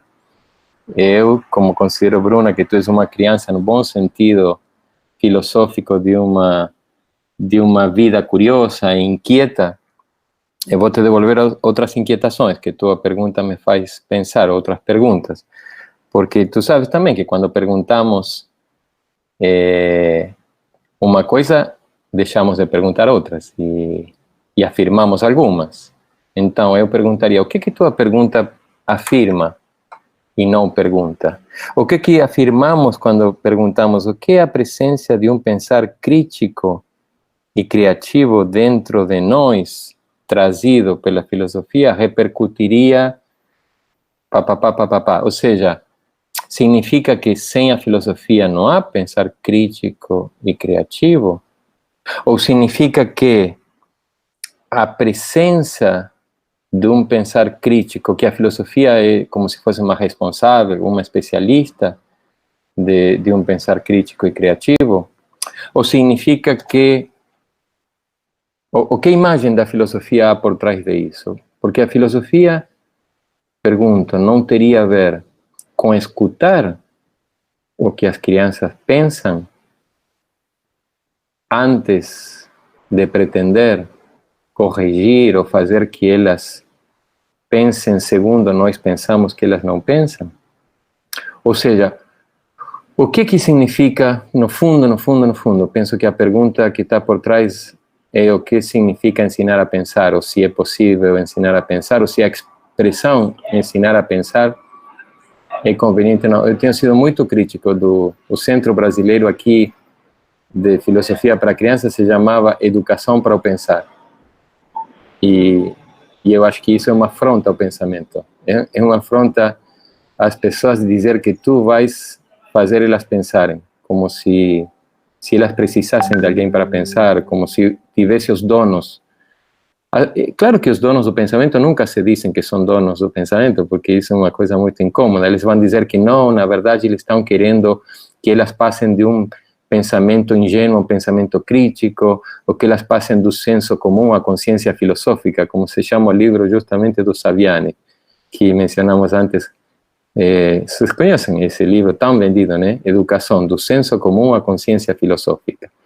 Os embrutecedores, diria o mestre ignorante, nunca vão dizer que são embrutecedores, mas cuidado que atrás de cada, ainda em nome da filosofia para a criança, podemos estar reproduzindo uma imagem dogmática do que significa pensar, de que alguns que pensam e outros que não pensam, que alguns que precisam de outros para pensar, e isso politicamente é muito inconveniente, sobretudo num país como o Brasil, onde muita gente o tempo inteiro está escutando que não é capaz de pensar. Então, eu te invitaria a pensar se às vezes não pode ser mais emancipador e mais potente escutar e te colocar na escuta do que os outros pensam, que dizer que tu vais ensinar eles a pensar, ou que tu vais ensinar as ferramentas de pensamento crítico para... Pensa no gesto que está por trás de quem se coloca na situação de pretender que vai ensinar a pensar ou educar o pensamento. E pensa o que isso traz como consequência quando fazemos isso em nome da filosofia. Desculpem, eu me pego assim que Wilson disse, falem rápido, e eu me pego, me entusiasmo, mas é uma pergunta apaixonante, Bruna, e espero que as perguntas minhas te assintas como um convite a isso, a te repensar, a pensar como te relacionas com a filosofia, com o pensamento e, sobretudo, com o pensar dos outros e das outras quando entras em contato em nome da filosofia.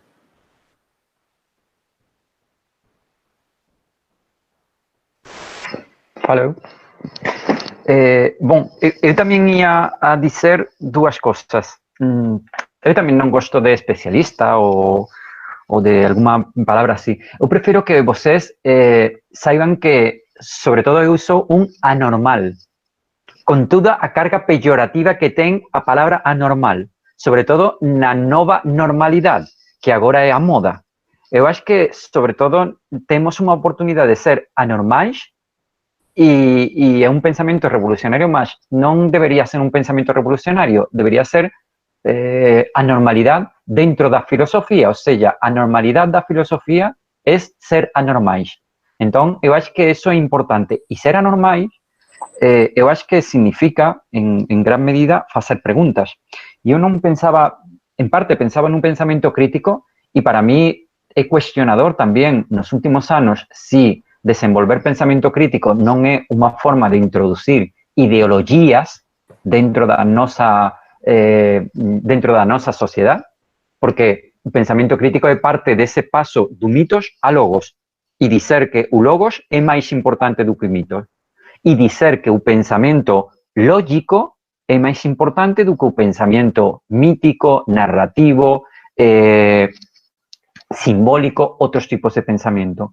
E, portanto, para mim, eu concordo com Walter, que temos de pensar até que ponto, tentando fazer alguma coisa boa com a gente, estamos a fazer uma coisa. Mas, por vezes, isso bom é bom para nós, mas é bom para a gente pediu pensar, como diz Walter, a gente pediu filosofia para crianças, ou pode ser importante que tentemos trabalhar a escuta. Também nós temos trabalhado em oficinas de hermenêutica, de compreensão e de escuta.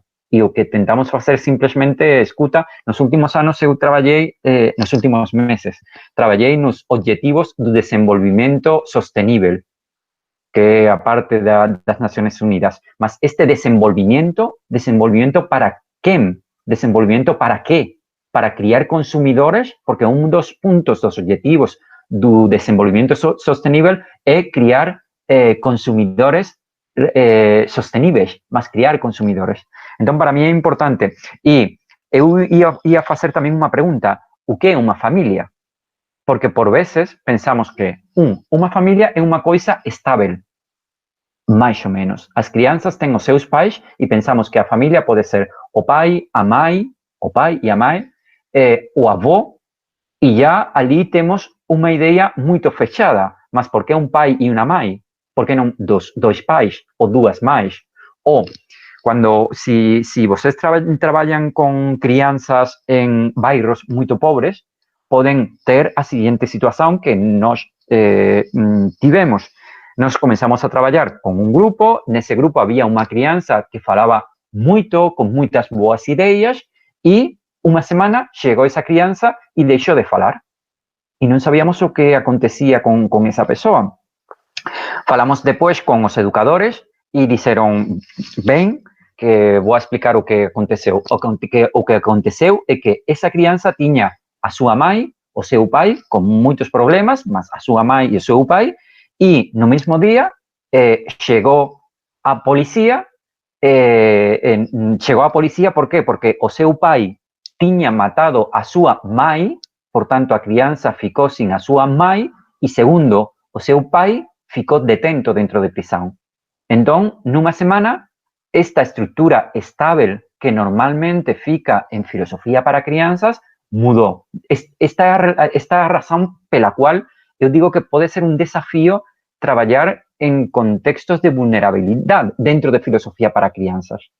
Porque esta realidade, quando eu tenho trabalhado com crianças de classe média ou alta, normalmente isto não acontece. Então, eu acho que são desafios interessantes, não?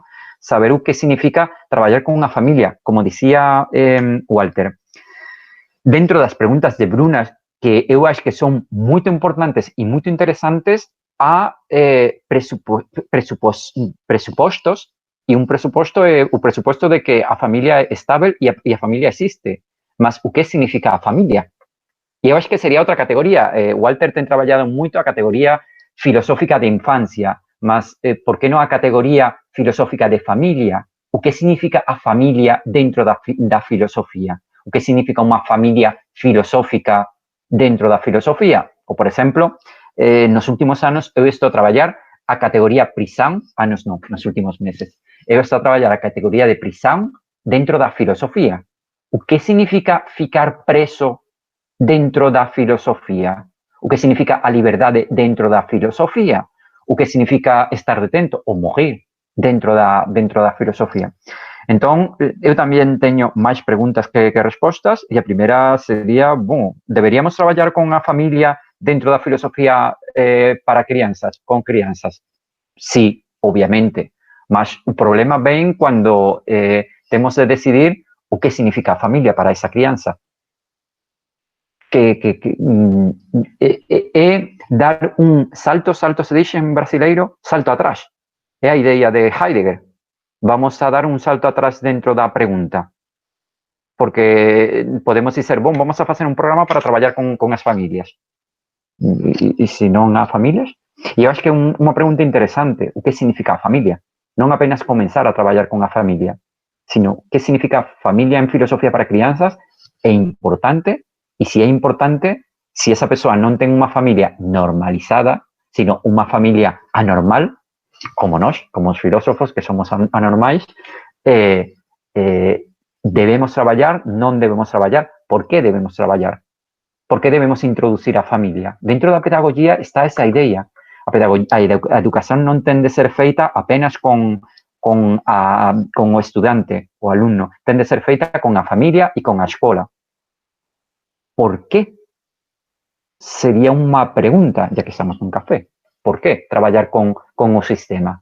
¿Por qué trabalhar con un sistema? ¿Qué ten de mal trabalhar con un sistema? Que normalmente quando eu faço un café filosófico, a cuestión é, vamos a facer a pregunta contraria. ¿Por qué non deberíamos trabalhar con a familia dentro de filosofía para crianzas?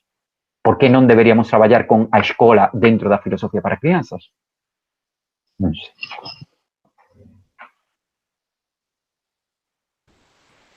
Rosana?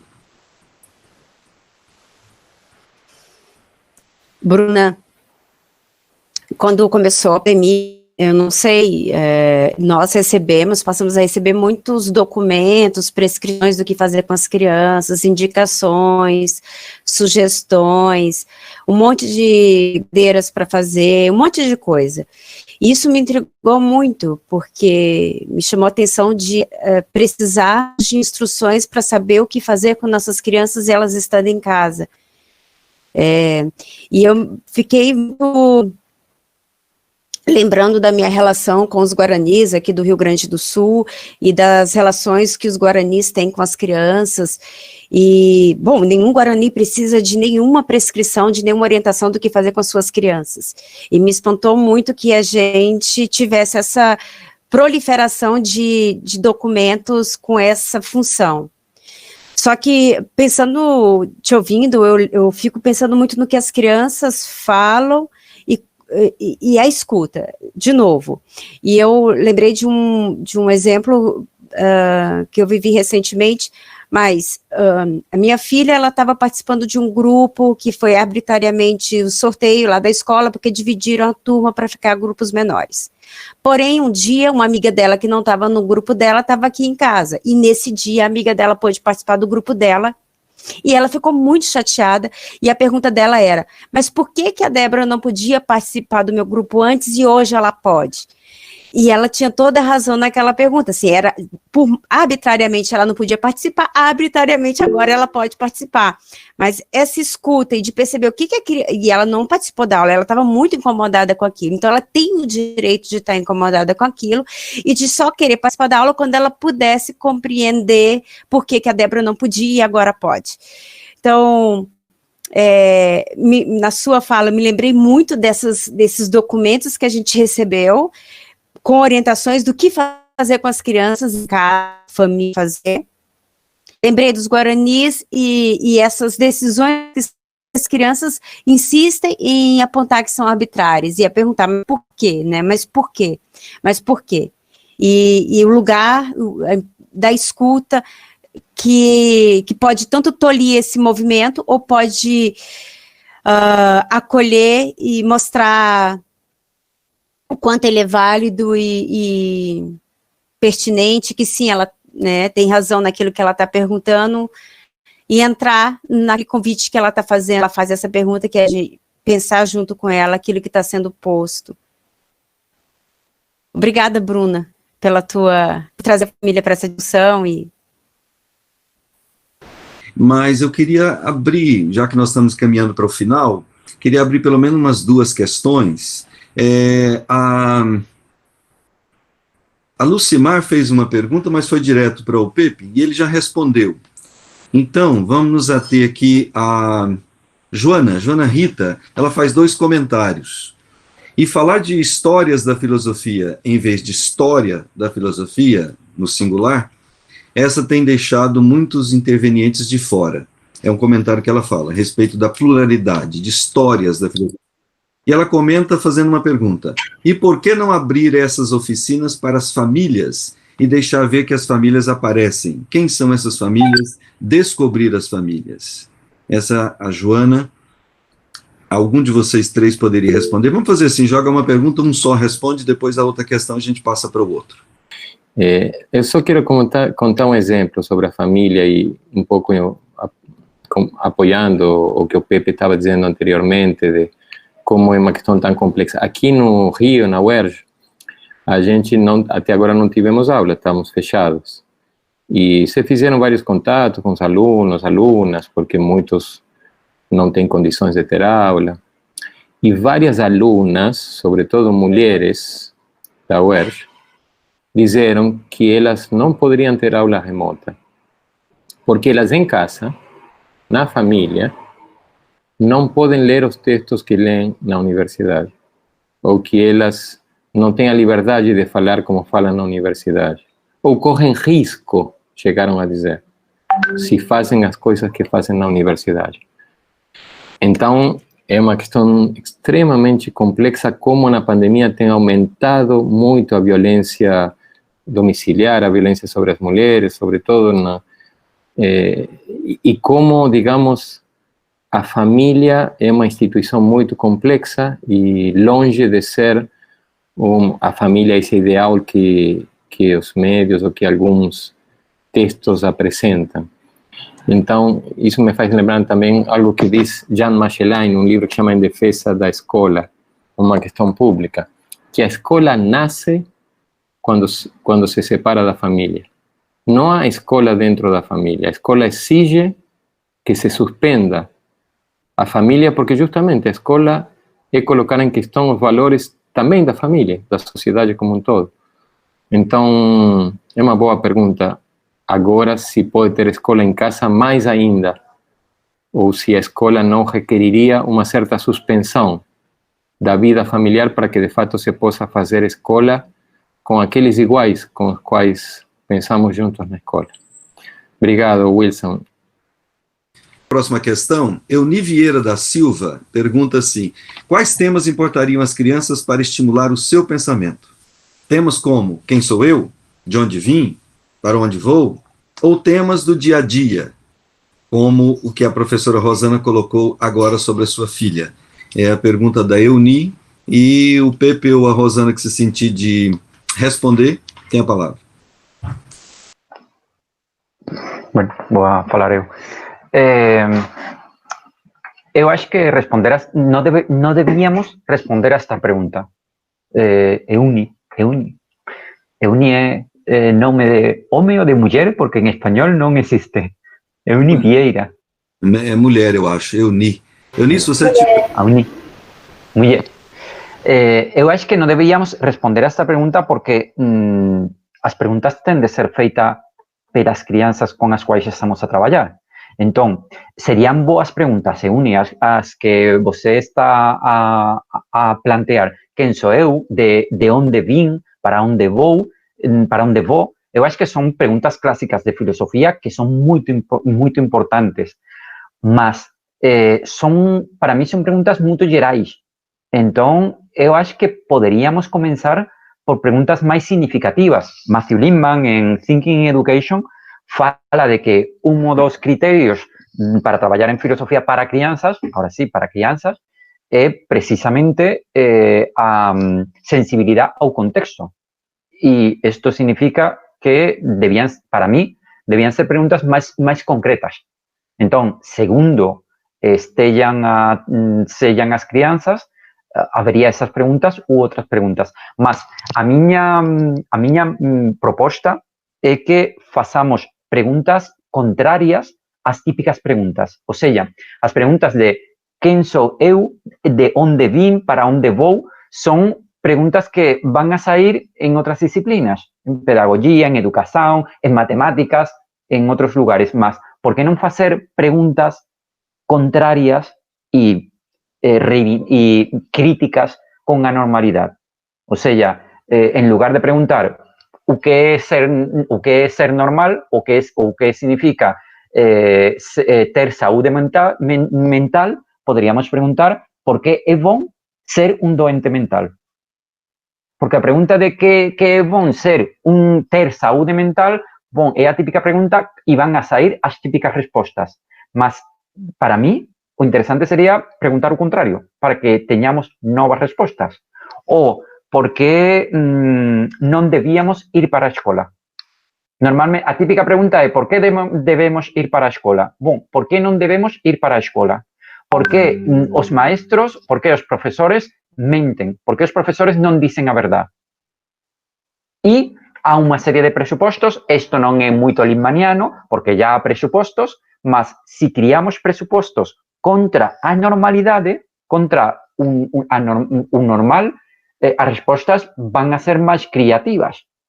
Então, para mim, a proposta seria, são boas perguntas, mas, por exemplo, eu perguntaria, para onde eu não vou? Para onde vou? Não, para onde eu não vou? Quem não sou eu? E quem é impossível que seja eu? Não quem sou eu, quem quero ser, sino quem não sou eu e como é impossível que não sou eu isso. Ou, de onde vim?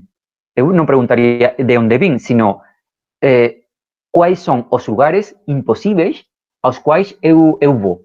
E, por exemplo, podem sair questões como eu não posso ir para a nada. porque eu posso ir para muitos lugares, mas como posso ir, ou quais são os lugares aos quais eu não posso ir? São lugares sem espaço, sem tempo. Então, eu acho que poderiam ser perguntas diferentes, mais ou menos. Rosana, quer comentar? Eu penso que as perguntas, aquilo que o Walter também tinha falado, elas não são nem filosóficas e nem não filosóficas em si, depende muito de todo o contexto.